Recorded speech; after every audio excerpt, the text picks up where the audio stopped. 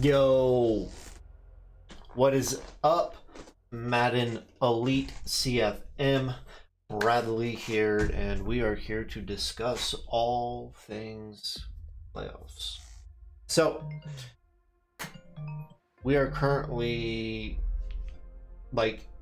in the very heart of the playoffs right now. We are at the championship games. The NFC Championship game has been played, and I believe the AFC Championship game is scheduled as well. We have multiple topics to look at today, though, so we're just going to dive right into things.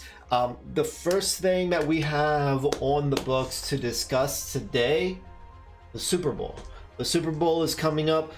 We plan to run a Super Bowl commentary stream. So I know Bayman will be in the Super Bowl. We'll get to that, more on that.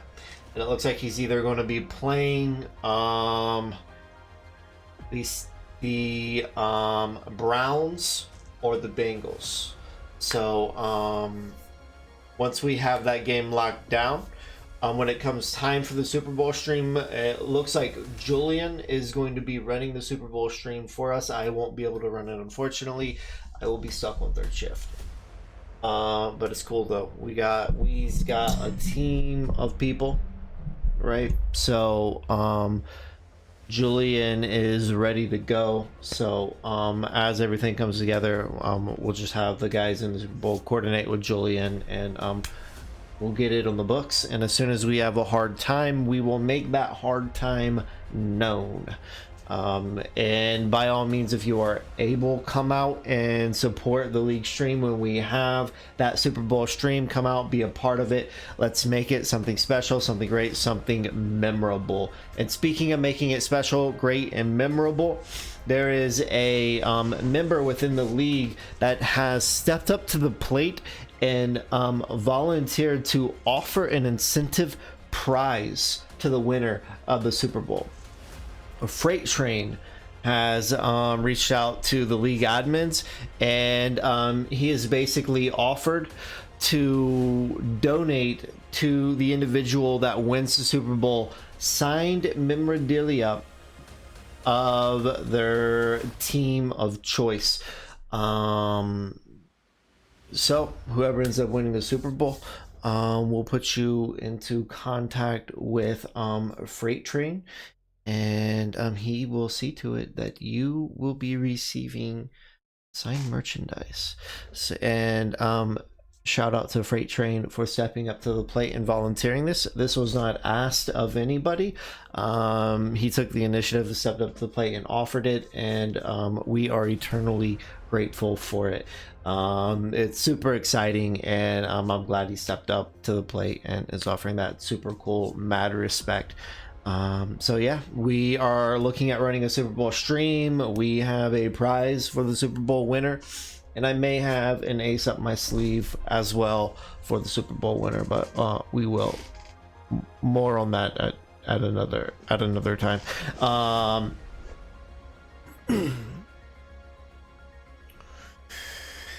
You know, as we look at the teams though that are in the dance, right?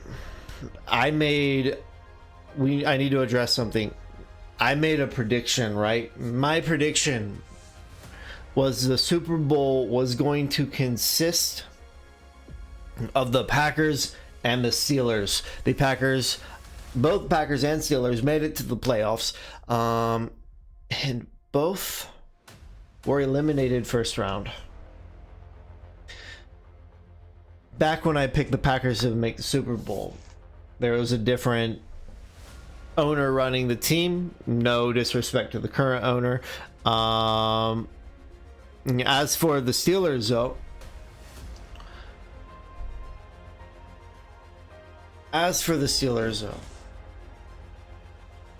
came up short, one and done. The team he lost to, though, in his defense, is in the AFC Championship game right now. However, controversy has surrounded the Steelers as this season has wrapped up. I think it was week 16. It was featured in a league stream. I mentioned how Freight Train, right, Freight Train stepped up and has offered this prize to a Super Bowl winner. Well, Freight Train in chat during that week 16 stream, as the stream was wrapping up, he made a comment. I seen it. I didn't address it because I didn't really want to go into it, but basically he called out about how Canes and his Steelers did not run the ball any during the game.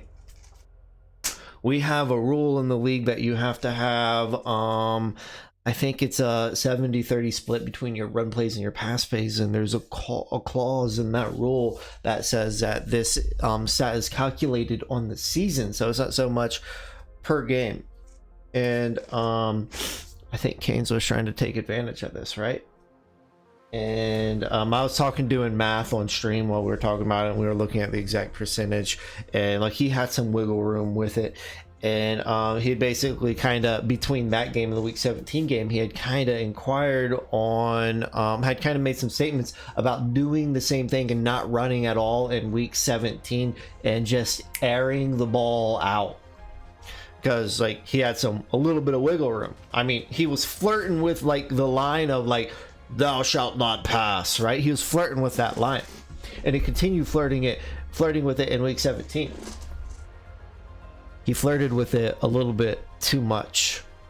The line was crossed, and his stats no longer reflect league standards. I was not a part of these discussions, but there were some discussions that went down with Canes and other league admins, and there's about to be a punishment invoked. That punishment, Canes is losing his first round pick going into the draft as punishment for his sins against the league. Canes will be without his first round pick.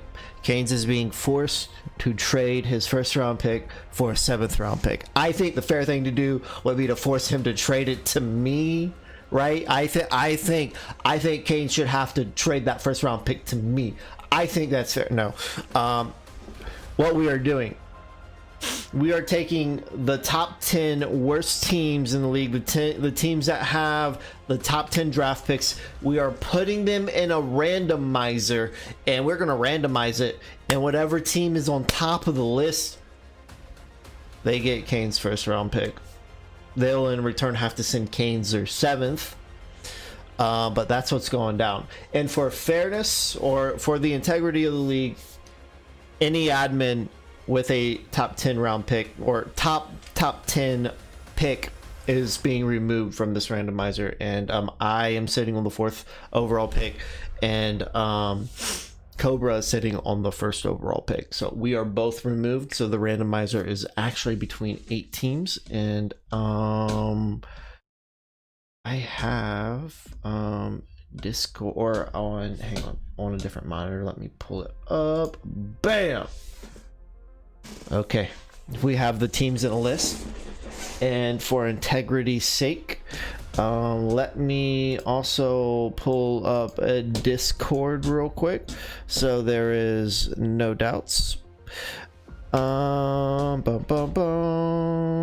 Let's pull this bad boy over. Here is the league's Discord. I'm coming down here. Hi. Okay, so integrity's sake, that is done. So y'all know there's no time shenanigans or any shenanigans or whatever. So here are the top 10 picks with the 1st overall and the 4th overall picks removed.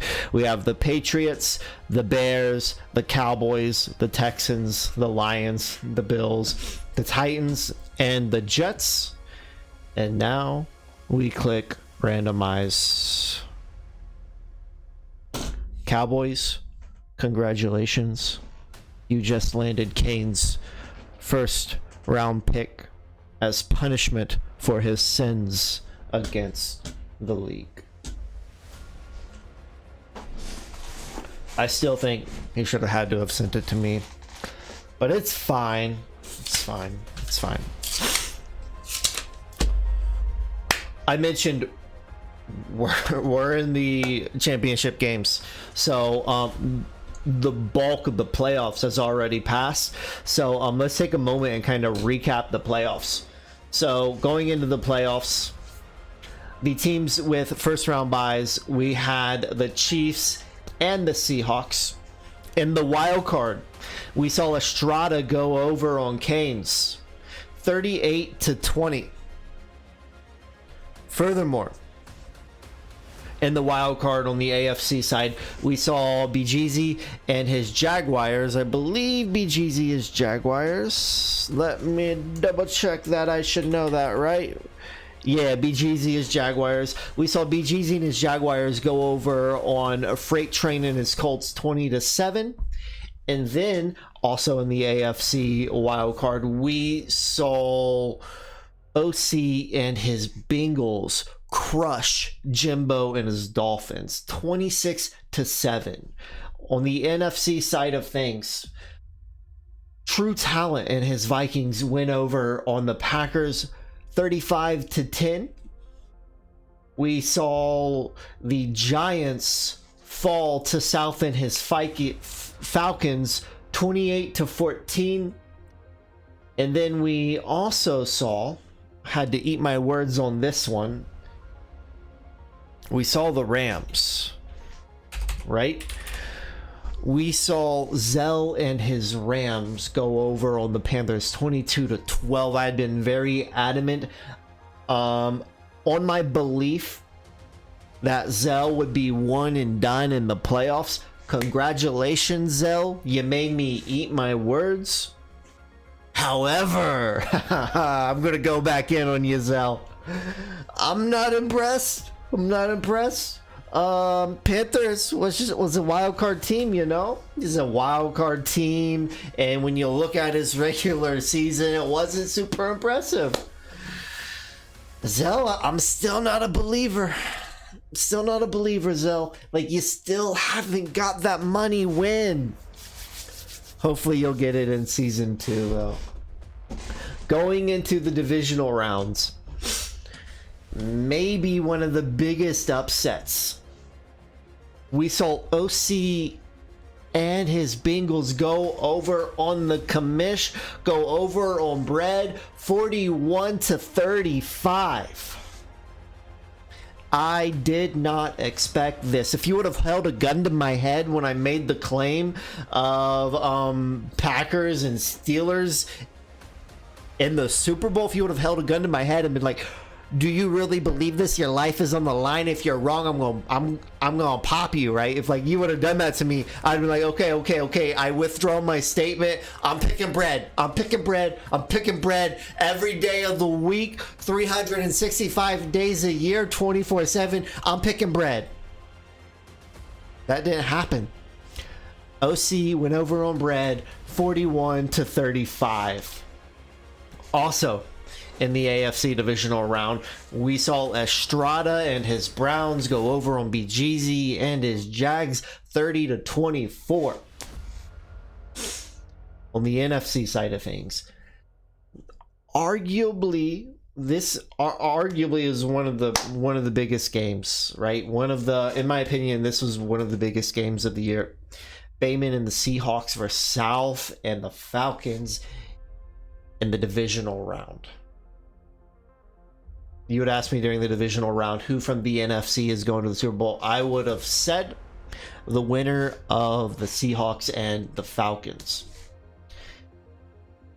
Bayman and his Seahawks go over on South and his Falcons 21-20.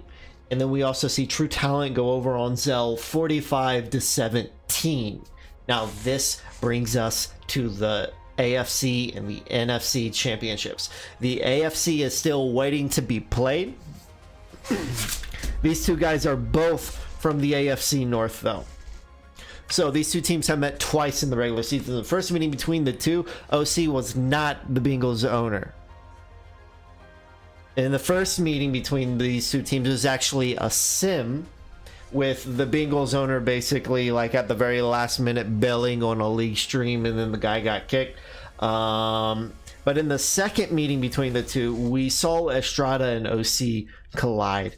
And looking back on the statistics, the stats of that game, I don't think that game is going to be reflective of at all what we're going to see. And like that's not any like statement against the guy who won, or like any statement like it's not really a statement in favor of either of them, because when I look at those stats, I don't think either of them had a great game. In that first meeting, Estrada and his Browns went over 35-16.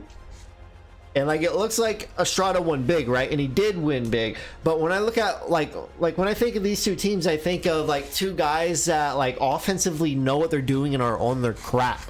You look at the stats of that game, that wasn't the case. They both struggled immensely. The difference though, while they both struggled offensively in every area possible, Estrada was able to salvage something with Nick Chubb. Nick Chubb did not break 100 on the day, but he did get 3 touchdowns on the ground. That in combination with 2 defensive touchdowns, Estrada ended up winning that game 35-16. I don't think that is going to be reflective at all of what we're going to see. I think we're going to see a game with over 85 offensive points. I'm going to say it again. I think offensively there's going to be more than 85 points scored in this game. It is going to be, I'm predicting a high-scoring, incredible turf show for this game. As for who's going to win, I don't even know, right? I don't know. OC's kind of newer to me, right? I've been around Estrada a lot more, and Estrada usually shows up big in these big game situations. Every time I've seen him in a big game situation, he shows up big. I'm going with Estrada.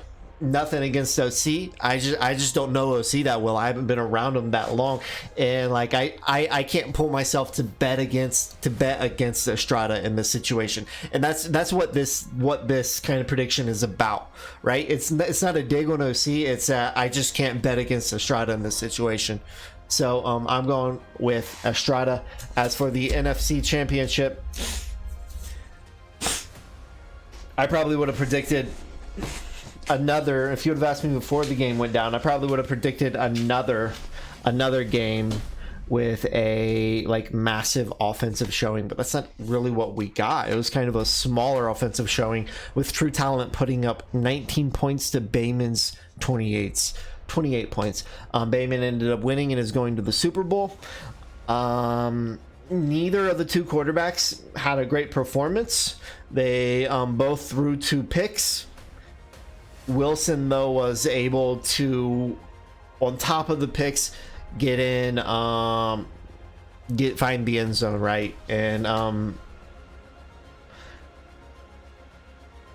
True Talent wasn't able to find it. Wilson altogether threw 3 touchdowns, while Kirk Cousins threw 0. And furthermore, like, this was obviously a massive defensive performance by Bayman. And when I look on the defensive side of things, like at first, like this doesn't stick out too much, but I think it's big for next gen Madden, because next gen Madden, it's offense all day long. Bobby Wagner had 11 tackles on the day, with 4 tackles for losses.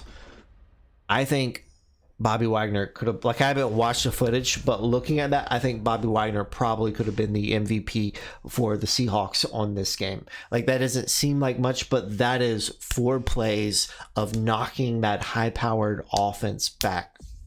Because everything I've seen from True Talent, like, I'm a believer in True Talent.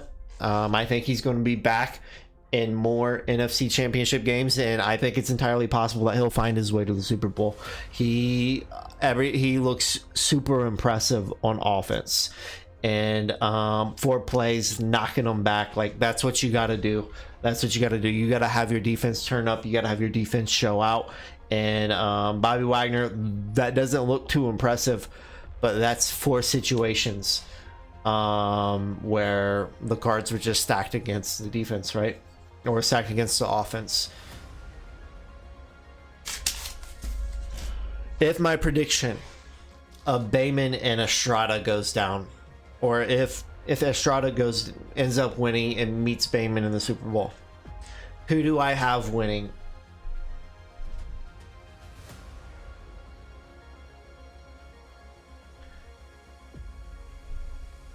I don't know. Either guy could win.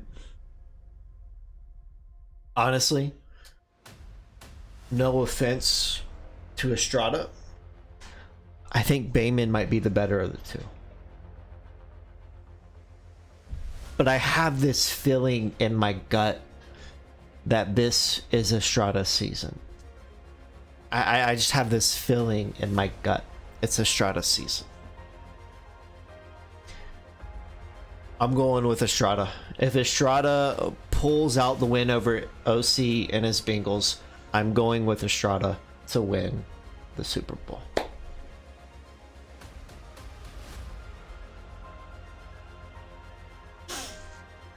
Once we have the official time and date set for the Super Bowl, we will let everybody know. And we hope you turn out for it.